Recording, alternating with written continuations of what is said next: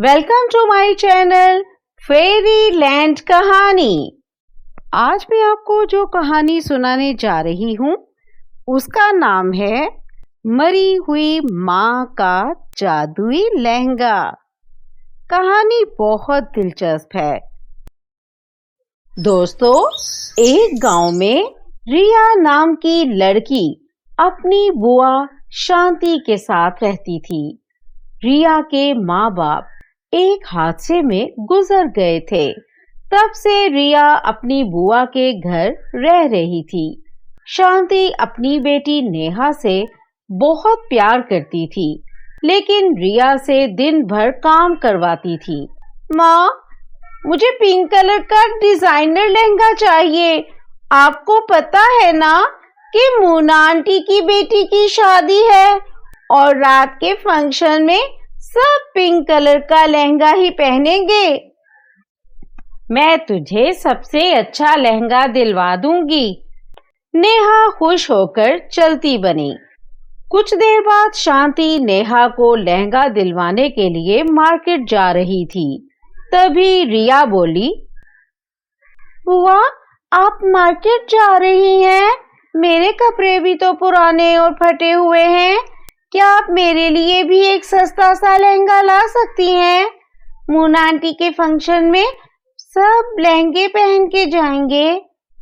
हाँ, सब जाएंगे, लेकिन तुझे वहां जाने की जरूरत नहीं है। वहां सिर्फ मैं और मेरी बेटी ही जाएंगे। तू अपने पुराने कपड़ों में ही काम चला ले और अब ज्यादा बातें मत कर। जाकर घर साफ कर। ये कहकर शांति नेहा को लेकर मार्केट चली गई और बेचारी रिया घर का सारा काम करने लगी। काम खत्म करके रिया अपनी माँ की तस्वीर के सामने रोती हुई बोली, माँ, बुआ मेरे साथ ऐसा क्यों करती है?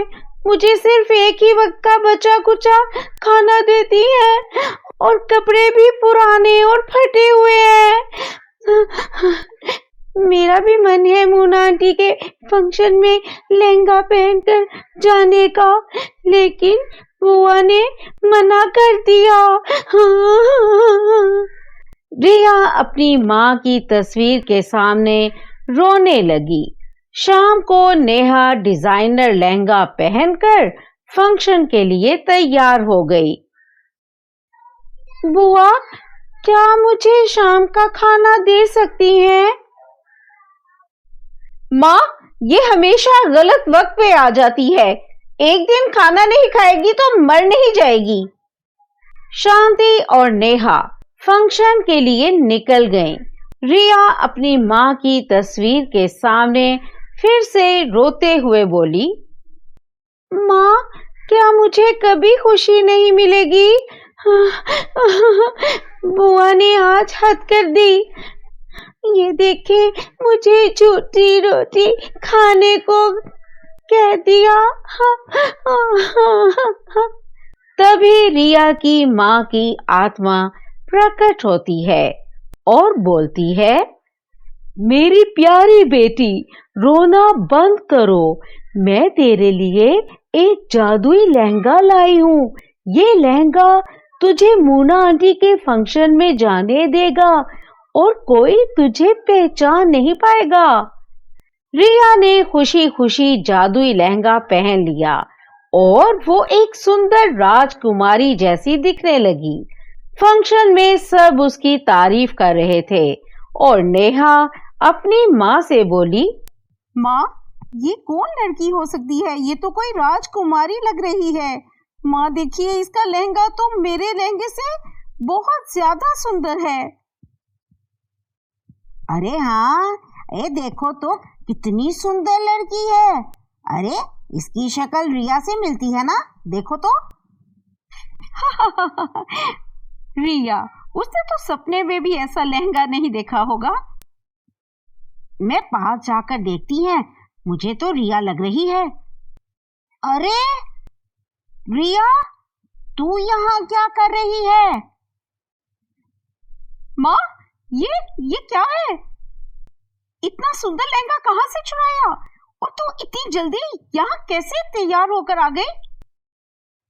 रिया उन दोनों को सब कुछ सच बता देती है कि उसकी माँ ने उसको ये जादुई लहंगा दिया है। पहले तो दोनों को विश्वास नहीं हुआ, लेकिन वो सच में जादू ही था। दोनों का मारे जलन के बुरा हाल हो गया। शांति और नेहा ने रात को रिया का लहंगा चुरा लिया, लेकिन जैसे ही नेहा ने लहंगा पहना, वो एक बदसूरत लड़की बन गई।